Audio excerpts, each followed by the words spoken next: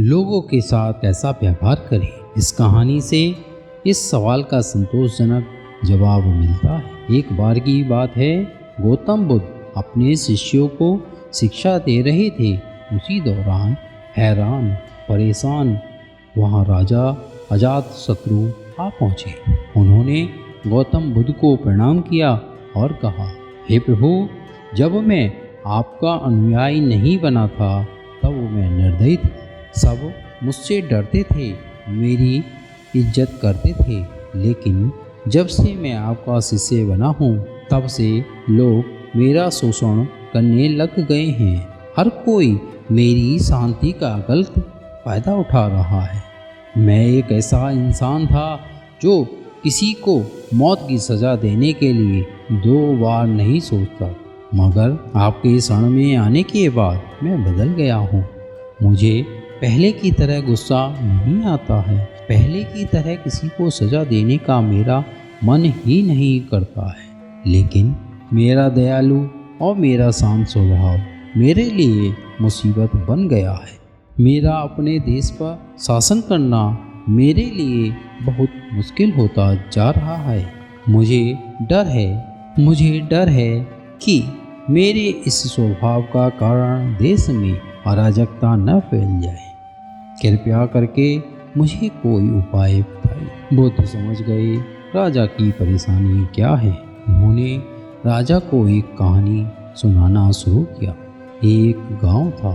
गांव में एक खेत के किनारे पेड़ था। पेड़ हरा भरा और काफ़ी बड़ा था। थोड़ी ऊंचाई पर जहाँ से पेड़ की शाखाएं फैलकर पेड़ को छायादार बना रही थी, वहाँ खाली जगह थी और उसी खाली जगह में एक सांप रहता था।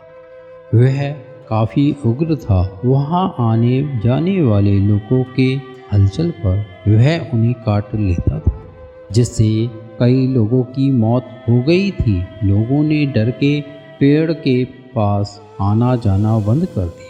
एक दिन वहाँ से एक साधु गुजर रहे थे। उन्होंने इस खूबसूरत पेड़ को देखा। उन्होंने सोचा, कोई ना आगे बढ़ने से पहले इसकी छाया में ध्यान लगाया जाए। साधु को उस पेड़ की तरफ जाता देख एक किसान ने उस सांप के बारे में चेतावनी दी, लेकिन साधु एक मुस्कान के साथ पेड़ की तरफ आगे बढ़। साधु जैसे ही पेड़ के नीचे ध्यान लगाने बैठे, वैसे ही सांप गुस्से में फुड़फुड़ाते हुए उस छेद से बाहर आ गया। सांप बिल्कुल काटने के लिए तैयार था। तभी साधु ने सांप की आंखों में देखकर मंत्र का जाप करना शुरू किया। मंत्र के जाप से सांप में बात करने की शक्ति आ गई। सांप ने कहा, यहाँ आने की किसी की हिम्मत नहीं होती। मनुष्य, क्या तुम्हें मुझसे डर नहीं लगता है? क्या तुम नहीं जानते हो यह मेरा इलाका है? साधु ने कहा, मुझे किसी चीज़ से डर नहीं लगता है। इसमें डरने वाली क्या बात? मैं मुझसे नहीं डरता। मैं जीने की इच्छा भी नहीं रखता। फिर भला मुझे तुमसे क्यों डरना चाहिए? बल्कि तुम जरूर डरते हो, इसलिए तुम लोगों को काटते हो। तुम्हें डर है कि लोग तुम्हें मार देंगे। सांप हैरान था। वह कभी ऐसे इंसान से नहीं मिला जिसे उससे डर नहीं लगता हो। उसकी मुलाकात वह कभी ऐसे इंसान से नहीं मिला था जिसे उससे डर नहीं लगता हो। उसकी मुलाकात जब भी किसी से हुई, लोग मौत के डर से उसे मारना चाहते थे या मौत के डर से उससे भागना चाहते थे। सांप साधु के पैरों में लिपटा हुआ बोला, आप सच कह रहे हैं। आज तक मैंने जितने लोगों को काटा, उसका एक मकसद था कि मैं जिंदा रह सकूं। साधु ने करुणा भाव से कहा, तुम सच बोल रहे हो मेरे दोस्त, लेकिन यह मत भूलो, एक दिन जीवन खत्म हो जाएगा, जिसे एक दिन नष्ट हो जाना है। उसके लिए किसी की जान ले लेना उचित नहीं है। साधु की बातों का सांप के ऊपर बहुत प्रभाव पड़ा। उसने तय किया वह अब किसी को नहीं काटेगा। लेकिन जब सांप ने लोगों को काटना बंद कर दिया तब उसका परिणाम उल्टा ही निकला।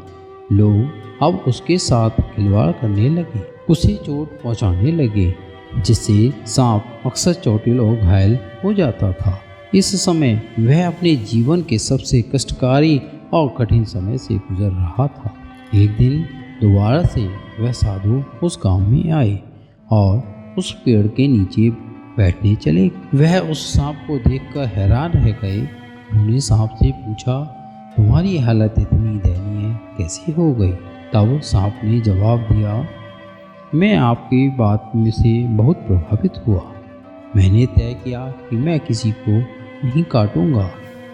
तब से लोगों ने मुझे चोट पहुंचाना शुरू कर दिया। साधु ने सांप से कहा, तुम मेरी बातों का गलत मतलब समझ बैठे। मैंने तुम्हें काटने से मना किया, लेकिन अपनी आत्मरक्षा में फुंकार मारने के लिए मना नहीं किया था। यह कहानी राजा अजातशत्रु को सुनाने के बाद बुद्ध ने राजा से पूछा, कहीं आपने भी तो मेरे उपदेश का गलत मतलब निकाल लिया है? आप क्रूर स्वभाव को त्याग करो, लेकिन अपने कर्तव्यों को मत भूलो।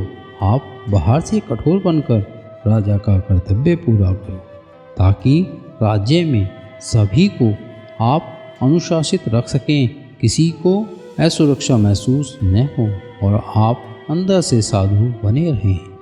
इस कहानी से यही सीख मिलती है कि आप अच्छे बनो, लेकिन किसी को अपनी अच्छाई का फ़ायदा मत उठाने दो।